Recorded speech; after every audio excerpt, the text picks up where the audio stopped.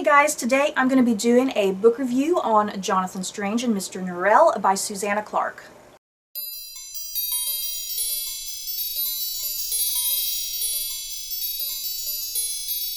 This book follows two rival magicians at the dawn of the 19th century during the Napoleonic Wars. Magic has not been seen for over 300 years, and it's Mr. Norrell's wish to make magic respectable once again. But when Jonathan Strange arrives and becomes Norrell's student, Norrell is concerned by Strange's bold and daring use of magic, which may threaten the future of English magic.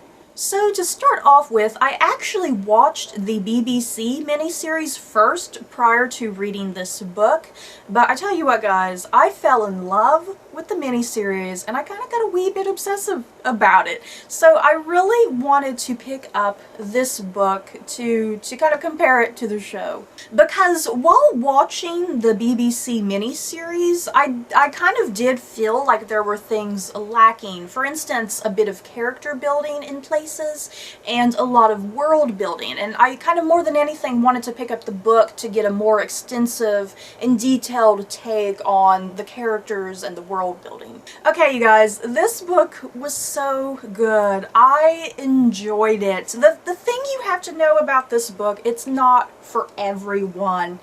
There's people who love it and there's people who hate it. Yeah, there's large extremes there, but I am one of the people who loved it. The best way to describe this book to somebody is it's a combination of Charles Dickens, Jane Austen, and J.K. Rowling. So what do I mean by that? You have kind of the politics and the narrative structure of Charles Dickens, but you have the social parody of Jane Austen, but then you have the whimsical, magical appeal of J.K. Rowling. So yeah, if you like Dickens, Austen, and Rowling, kind of that combined effort, you may like this book a lot like I did. And there's just really one word that comes to mind when I think about this book, and it's fun. This book was just so much fun from start to finish.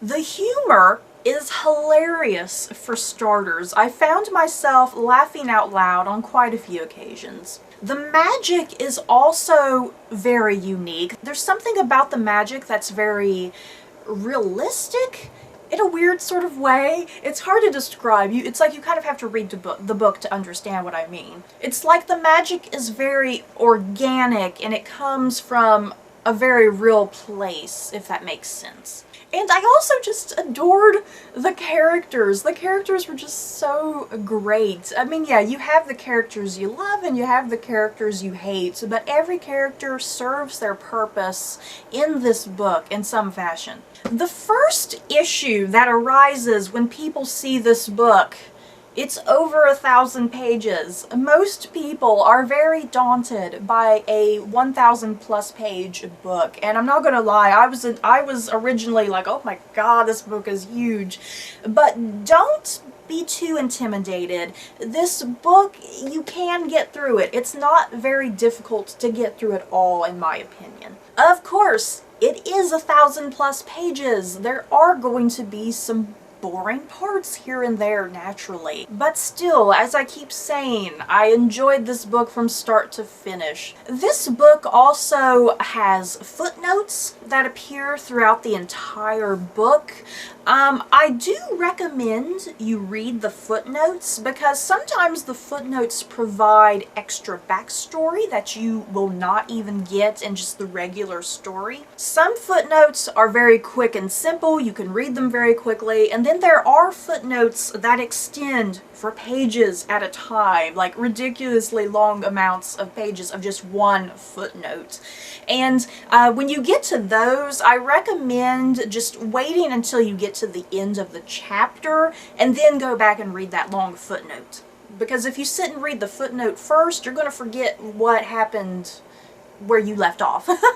So yeah, basically what I'm trying to say, even though the footnotes, you may or may not need them, I do recommend reading them because you do get a lot of extra backstory in certain places, which is important. Just to go slightly a bit more in depth with some of these characters, I really enjoyed the duality presented between Mr. Norrell and Jonathan Strange. Mr. Norrell is presented as being conservative and cautious and antisocial, and he represents everything that is old or old-fashioned and traditional. But then you have Jonathan Strange, who is younger and more charismatic, and he's much more bold and daring with his use of magic. And so he essentially represents the changing times, the changing time period, and everything that is new. And so because of how Strange uses and views magic, Mr. Norrell is very threatened by that. And he kind of at times feels like Jonathan Strange is using magic for dark purposes. So yeah, I mean, their relationship is the core of this entire book. The old versus the new, basically. And I loved just their relationship and how they played off of each other. Because they are equals in a way, but not really. Overall, I freaking loved this book, you guys. Such a joy from start to finish. It's almost as if you're reading a classic novel, but not as dry or dense as a classic novel, if that makes sense. Had such an interesting premise and interesting characters and some really great messages and themes. I will admit that the ending got very, very confusing. The thing about this book is that Susanna Clarke really builds up the story. She builds up the characters. She builds up this world. But I kind of feel like she just wanted to wrap up this story as quickly as she could, you know, since it was verging into 1,000+ page territory, because the ending did feel very abrupt and quick and kind of confusing. And my understanding right now is that Susanna Clarke is considering writing a sequel to this book, and I can definitely see this book having a sequel. I think it kind of needs a sequel to kind of finish up some of the things that transpired by the end of this book, so I would actually really like to see a sequel. I'm interested in it personally. And like I said, I watched the BBC miniseries first, which may have kind of put me off with certain plot points that happened in this book, because the way the BBC miniseries kind of told the narrative, it was done in a much more quicker fashion. Some of the characters had more character development and had stronger relationships. So yeah, I think I kind of had a problem in this book on occasion because of how much I love the miniseries, that some things from the miniseries were not the same as in the book. And I found myself on a few occasions preferring how certain scenes played out in the miniseries more than how they played out in the book. And like I keep saying, even though this book was like 1,000+ pages, as soon as I finished it, I wanted to pick it right back up again. That's how much I enjoyed it.